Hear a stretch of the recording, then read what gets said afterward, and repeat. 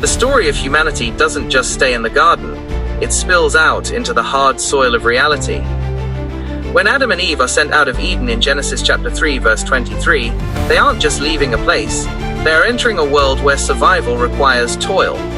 But the real story begins in chapter 4 with their sons, Cain and Abel. Both brothers bring an offering to God. Abel brings the best of his flock, while Cain brings some of his crops. The Bible tells us God looked with favor on Abel's offering, but not on Cain's.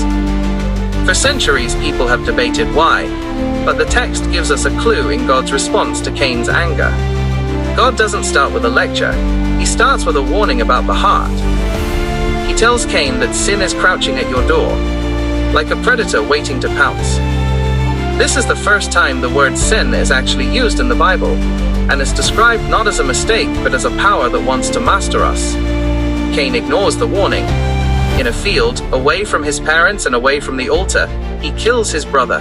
It's the first act of violence in human history, and it stems from a heart consumed by comparison and resentment. When God asks, "Where is your brother?" Cain gives the famous chilling response, "Am I my brother's keeper? The ground that once grew life now cries out with the blood of the innocent." Cain is marked and sent further east, into the land of Nod, which literally means wandering.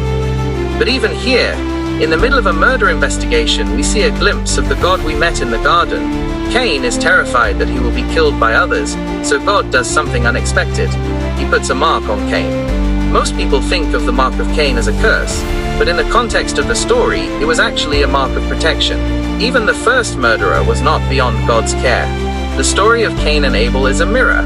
It asks us if we will master the crouching sin in our own hearts, or let it master us. It reminds us that we are our brother's keeper, and that even when we wander into the land of Nod, God's grace is still the only thing that keeps us safe.